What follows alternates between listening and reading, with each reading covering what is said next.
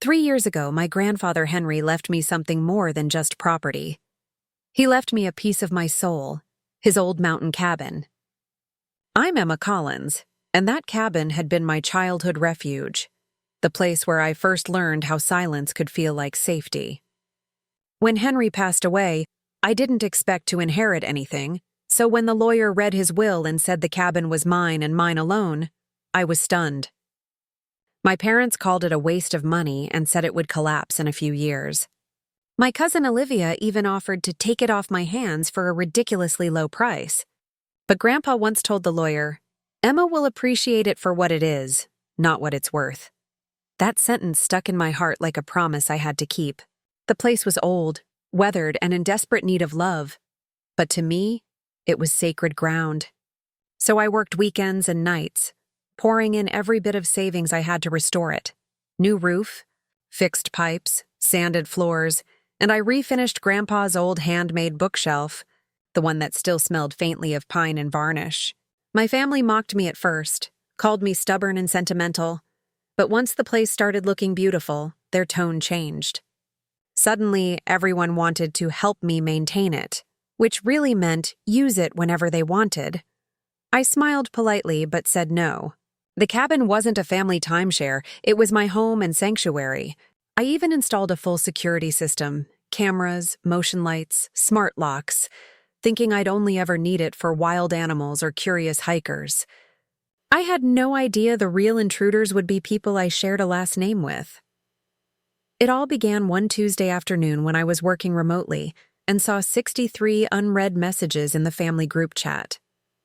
The first one was from Olivia. Perfect. Emma's mountain cabin is just sitting there. We're making it our summer home. The chat exploded with enthusiasm. Great idea! The kids will love it. Emma hardly uses it anyway, as if my ownership didn't matter. My chest tightened as I typed, "Hey everyone, the cabin is my home and workspace. Please don't plan anything without talking to me first." The replies came fast and sharp. Don't be selfish. You can work anywhere. It's family. Then Olivia sealed it with, "We're leaving tomorrow morning." Can't wait! I stared at my phone, unable to believe how casually they were announcing a full-scale invasion of my life. I called my mom, desperate for backup. "Mom, this is insane. They're actually driving up to my cabin without asking." She sighed and said, "Oh, Emma, don't make a fuss. Family should be welcome any time." My stomach dropped. Then I called Olivia.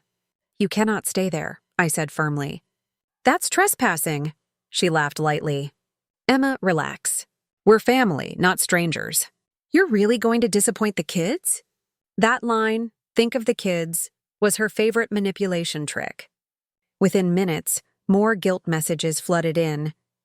"Your grandfather would be disappointed. Don't be the bad guy.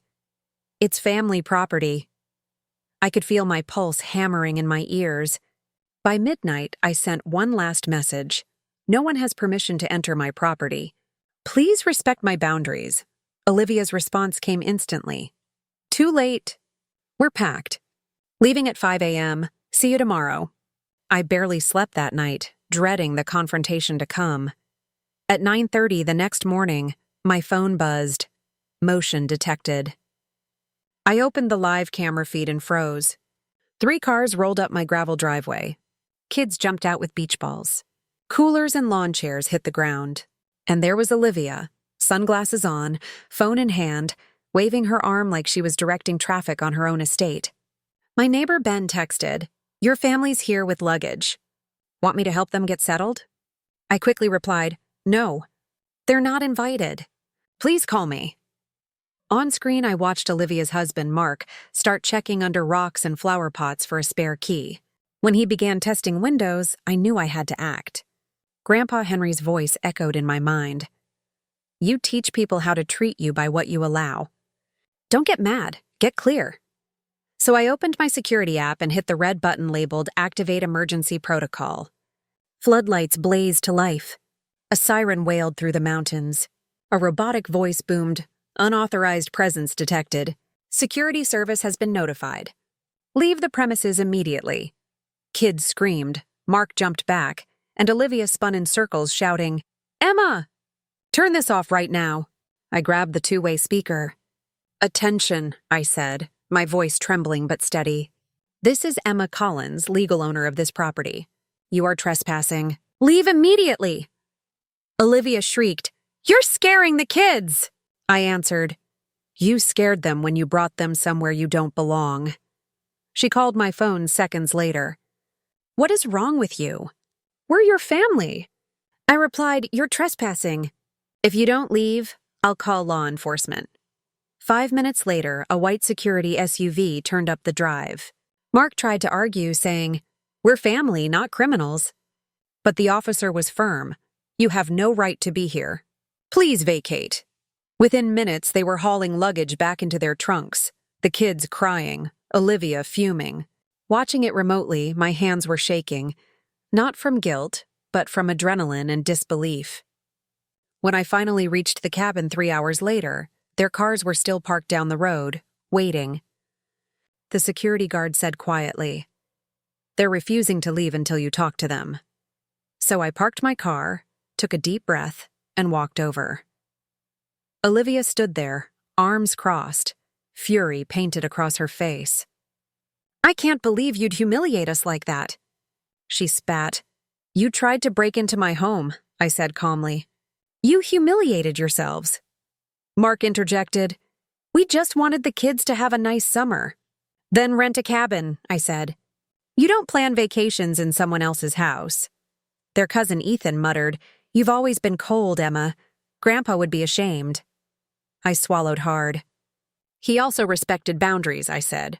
He left this place to me because he knew I'd protect it from exactly this kind of behavior. Olivia's sister Nina snapped, You think you're better than us now because you have some land? I shook my head. No, I just think everyone deserves their own space. My neighbor Ben stepped forward, arms folded. I saw you trying to open that window, he said to Mark. That's breaking and entering. The security officer nodded. Deeds in Miss Collins' name. This is private property. Olivia's face twisted with resentment. You'll regret this. Don't expect family support after this. I looked at her, exhausted but calm. If family support means letting you disrespect me, I'll take solitude any day. They glared at me for a moment longer, then climbed into their cars and drove off without another word. When I stepped inside the cabin, it was untouched. My cabin, my peace was still mine, but emotionally I was wrecked. 23 missed calls, 50 new texts, my mother furious, my father disappointed, everyone accusing me of cruelty. I didn't answer a single one.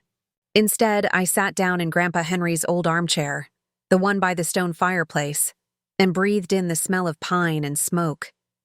I remembered all the times I'd been told family comes first, which always seemed to mean your boundaries come last. This time I refused to bend. Later that night, I typed a final message to the family chat.